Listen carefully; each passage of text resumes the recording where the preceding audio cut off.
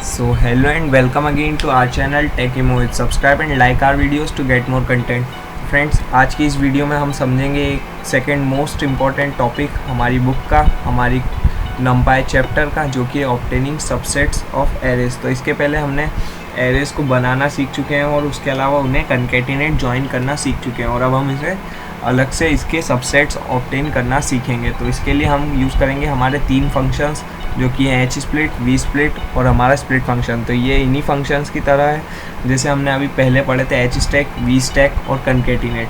तो उसी की तरह यहाँ पर एच स्प्लिट, वी स्प्लिट और स्प्लिट फंक्शन है। अब जो हमारा एच स्टैक, वी स्टैक थे उनमें हम एरेस को जोड़ते थे, और यहाँ पर हम एरेस को घटाना सीखेंगे, मतलब एरेस को अलग अलग पार्ट्स में डिवाइड करना सीखेंगे। तो चलिए शुरू करते हैं। तो सबसे पहले ये देखिए शेल ओपन किया है और यहाँ पर लिखी थी बेसिक सी command import NumPy as np. उसके बाद एक एरे क्रिएट किया है 2D array, NP arrange function से और रीशेप फंक्शन से उसे एक 2D में कन्वर्ट कर दिया। तो ये हमारा एक 2D एरे है, और अब हम इस पे लगाएंगे एच स्प्लिट और वी स्प्लिट फंक्शन। तो एच स्प्लिट फंक्शन क्या करता है कि हमें सबसेट्स ऑब्टेन कर देता है हमारे एरे में से। जैसे आप चाहते हैं कि ये एरे 1 जो है इसमें से हॉरिजॉन्टली आपके कुछ सबसेट्स ऑब्टेन हो जाए। हॉरिजॉन्टली कैसे? हॉरिजॉन्टल कैसा होता है? ये एक्सिस 1 पे ये हॉरिजॉन्टल है, ठीक। तो अगर आप चाहते हैं कि ये वाली रो और ये वाली रो एक साथ प्रिंट हो, फिर ये वाला कॉलम, मेरा मतलब कि ये 06 वाला कॉलम और 17 वाला कॉलम एक साथ प्रिंट हो, फिर अलग से 28 वाला कॉलम और 39 वाला कॉलम एक साथ प्रिंट हो, फिर 410 और 511 वाला कॉलम अलग प्रिंट हो, तो उसके लिए हम यूज़ करेंगे एच स्प्लिट का। और वी स्प्लिट का यूज़ करने के लिए वी स्प्लिट कैसे यूज़ होगा कि हम चाहते हैं कि 06 एक साथ प्रिंट हो रो, और 12 18 वाली रो एक साथ प्रिंट हो, तो उसके लिए हम यूज़ करेंगे वी स्प्लिट का। अलग अलग भी प्रिंट कराया जा सकता है। तो चलिए हम इन फंक्शंस का यूज़ करना शुरू करते हैं। तो एच स्प्लिट फंक्शन के लिए आपको क्या लिखना होगा? आपको लिखना होगा सबसे पहले एन पी। यहाँ पर कोई भी वेरिएबल क्रिएट नहीं करना पड़ता है आपको डायरेक्ट लिखना होता है एन पी।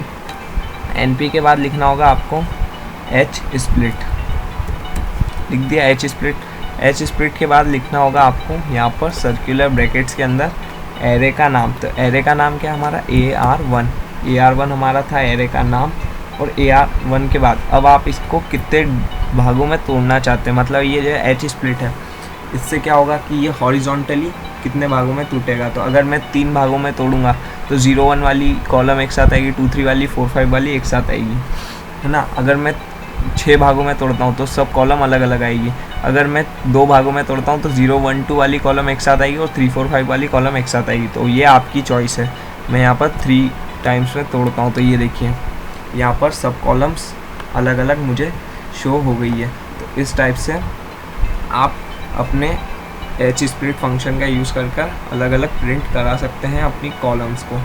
अब हम यूज़ करेंगे वी स्प्लिट फंक्शन को। तो वी स्प्लिट फंक्शन क्या होता है? वर्टिकली स्प्लिट करने के काम आता है। सेम इसका भी सिंटेक्स है N P dot V split. V split करने के बाद अब आपको यहाँ पर इसे वर्टिकली स्प्लिट कर सकते हैं। तो अभी हमने यहाँ पर हॉरिजॉन्टली स्प्लिट कर लिया था, इसलिए ये एरे का थोड़ा सा मैनिपुलेशन हो गया, तो हम इसे दोबारा से क्रिएट कर लेते हैं। तो चलिए अब हम यहाँ पर एरे क्रिएट कर चुके हैं और अब हम लगाएंगे वी स्प्लिट फंक्शन। ये रखिए, तो यहाँ पर लगाया हमने वी स्प्लिट फंक्शन। तो उसे भी सेम तरह से लिखना है, लगाने यहाँ सर्कुलर ब्रैकेट्स। सर्कुलर ब्रैकेट्स के अंदर लिखना है एरे का नाम। क्या है अपने एरे का नाम? AR1। अब आप इसे वर्टिकली कितने भागों में स्प्लिट करना चाहते हैं? तो अगर 2 में करूँगा तो ये 06 वाली रो एक साथ आएगी, 12 18 वाली एक साथ आएगी। और अगर मैं 4 में करूँगा तो 0 वाली अलग, 6 वाली अलग, 12 वाली अलग और 18 वाली अलग। अब आप यहाँ पर ऑड नंबर्स में इसे स्प्लिट नहीं कर पाएंगे, क्योंकि ये देखिए 4 एक मतलब यहाँ पर 4 रोज़ है, तो ये एक इवन नंबर है। तो अगर आप यहाँ पर लिखेंगे 3, तो 3 में कैसे स्प्लिट कर सकता है वो? तो एरर जनरेट करेगा। तो हम यहाँ पर 2 में स्प्लिट कर देखते हैं इसे। तो 2 में जब हम स्प्लिट करेंगे तो ये देखिए ये 2 पार्ट्स में स्प्लिट हो चुका है। यहाँ पर थोड़ा सा गड़बड़ बता रहा है, मतलब ये थोड़ा सा अरेंजमेंट गड़बड़ है, बाकी ये स्प्लिट तो सही हुआ है। तो यहाँ पर हमारे शेल को मैंने वास्ट कर लिया है, फिर भी ये ठीक नहीं हुआ है। तो एक सोफिस्टिकेटेड वे में यहाँ पर शो नहीं कर रहा है, बट अगर आप इसे शेल में करेंगे फुल स्क्रीन करके तो ये एक सोफिस्टिकेटेड वे में भी यहाँ पर शो करता है। तो हमारा काम तो यहाँ पर हो चुका है, भले ही ये सोफिस्टिकेटेड वे में शो करे या नहीं। हमारे जो एरेज थे उन्हें इसने वी स्प्लिट कर दिया है। तो ये थे हमारे वी स्प्लिट और एच स्प्लिट फंक्शन। तो अब हम समझेंगे स्प्लिट फंक्शन के बारे में। तो वी स्प्लिट एच स्प्लिट समझने के बाद अब हम स्प्लिट फंक्शन पे मूव करते हैं। तो स्प्लिट फंक्शन क्या है, उससे भी हम यहाँ पर एरेस को स्प्लिट करने का काम कर सकते हैं, सबसेट्स एरे के ऑब्टेन कर सकते हैं। बट ये एक जनरल फंक्शन बन जाता है जैसे हमारा कंकेटिनेट। तो इससे हम किसी भी टाइप के एरे को किसी भी टाइप से स्प्लिट कर सकते हैं। तो चलिए अब इस फंक्शन के बारे में पढ़ना शुरू करते हैं। तो देखिए यहाँ पर मैंने एक एरे क्रिएट कर लिया है एरे 1 नाम से, और अब हम इसमें लगाएंगे स्प्लिट फंक्शन। तो स्प्लिट फंक्शन में क्या करना होता है कि जैसे ये जो एरे है हमारी जीरो एक्सिस, आप जानते ही हैं कि जो जीरो एक्सिस होती है वो होती है ये वर्टिकल वाली, ठीक है। ये वाली जो हॉरिजॉन्टल होती है वो होती है हमारी एक्सिस नंबर 1। तो अगर हम कुछ नहीं करेंगे, अगर हम यहाँ पर एक्सिस डिफाइन नहीं करेंगे तो ये बाय डिफ़ॉल्ट जीरो एक्सिस लेगा। पहली बात तो ये हो गई। अब हम यहाँ पर स्प्लिट फंक्शन का यूज़ करने वाले हैं। तो स्प्लिट फंक्शन का क्या हमारा सिंटैक्स होता है वो मैं आपको बताता हूँ। तो यहाँ पर लिखना होगा आपको np.split। आपको यहाँ पर भी कोई वेरिएबल क्रिएट नहीं करना होता है। स्प्लिट फंक्शन और एच स्प्लिट वी स्प्लिट में आपको कोई वेरिएबल क्रिएट नहीं करना होता है, ये ध्यान रखना है। फिर आपको लगाना होगा सर्कुलर ब्रैकेट। अब सर्कुलर ब्रैकेट के अंदर आपको लिखना है एरे का नाम, कि आप कौन से एरे को यहाँ पर स्प्लिट करना चाहते हैं। यहाँ पर लिख दिया एरे का नाम AR1, ठीक। अब उसके बाद आपको यहाँ पर देना है कि कितने भागों में आप स्प्लिट करना चाहते हैं। तो उसको देना होगा आपको स्क्वायर ब्रैकेट्स के अंदर। ये जो स्क्वायर ब्रैकेट्स लगा, अब इस बात को ध्यान से देखना। तो यहाँ पर हम क्या करने जा रहे हैं कि इसे इस टाइप से तोड़ने जा रहे हैं कि अगर मैं यहाँ पर वैल्यू दूंगा 2 से लेकर 3 तक, तो ये 2 से लेकर जो 3 तक की वैल्यू दी मैंने, तो ये क्या करेगा हमारा नंपाई कि यहाँ पर 0 से लेकर जो 2 तक की इंडेक्सिंग हुई, मतलब 0 1 2, इस इंडेक्सिंग को एक साथ लेगा। फिर 2 से लेकर 3 तक की जो इंडेक्सिंग हुई, मतलब ये 2 और 3, इसे एक साथ लेगा। और फिर 3 के आगे की जितनी भी इंडेक्सिंग होगी उसे एक साथ लेगा। ये 3 टाइप में हमें तोड़कर दे देगा हमारे एरेज को, मतलब 3 भागों में हमारे एरेज यहाँ पर डिवाइड हो जाएंगे। तो ये यहाँ पर इस टाइप से वर्क करता है हमारा स्प्लिट फंक्शन। और अब जब हम इसे रन करेंगे तो ये देखिए, ये 3 टाइप्स में इसने तोड़ दिया है। 3 टाइप्स में कैसे तोड़ा है इसने,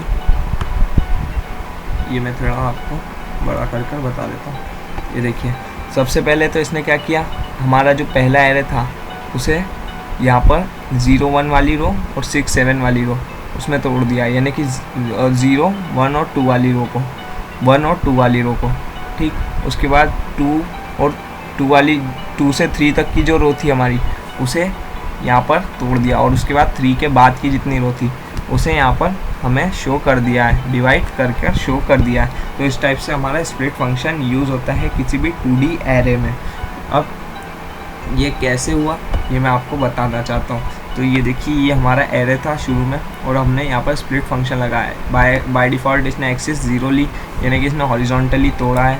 हम यहाँ पर एक्सिस मेंशन कर सकते हैं। स्क्वायर ब्रैकेट्स के अंदर आपको एक्सिस मेंशन करनी होती है, कॉमा लगा के, बहुत आसान है। यहीं पर अगर आप कॉमा लगा के एक्सिस स्क्वायर ब्रैकेट्स लगाएंगे, उसमें लिख देंगे एक्सिस, तो वो एक्सिस मेंशन हो जाएगी। अब यहाँ पर ये जो रो थी फर्स्ट वाली, इसे रो नंबर 1, ये रो नंबर 2, तो ये रो नंबर 1 और रो नंबर 2 इसने यहाँ पर प्रिंट करी, क्योंकि हमने 2 तक का लिया था। ये 2 तक हमने प्रिंट कर दी। फिर 2 से 3 के बीच में कितनी रोज़ आ रही है, तो 2 से 3 के बीच में आ रही है रो नंबर ये 3, ये 2 वाली। 2 से 3 के बीच में कौन सी रो आ रही है, ये रो नंबर 2। तो ये जो रो नंबर 2 थी इसने ये यहाँ पर प्रिंट कर दी 2 से 3 तक के बीच वाली, और 3 के बाद वाली जितनी भी थी, मतलब ये जो 2 है और 2 से 3 तक के बीच में ये हो गई, और फिर 3 के बाद ये वाली रो, आखिरी रो बची हमारी। तो इसे इसने यहाँ पर अलग से एक एरे बनाकर प्रिंट कर दिया। तो ये हमारा स्प्लिट फंक्शन का यूज़ है। इसकी मैं एक अगली वीडियो बनाऊँगा जिसमें मैं एग्जांपल्स दूंगा, उससे आप इसे बहुत क्लियरली समझ जाएंगे। तो उस वीडियो को ज़रूर देखिएगा। तब तक के लिए सब्सक्राइब कीजिए हमारे चैनल को, लाइक कीजिए हमारी वीडियोस को, ऐसी ही और वीडियोस देखते रहने के लिए। So stay tuned, be happy and thank you.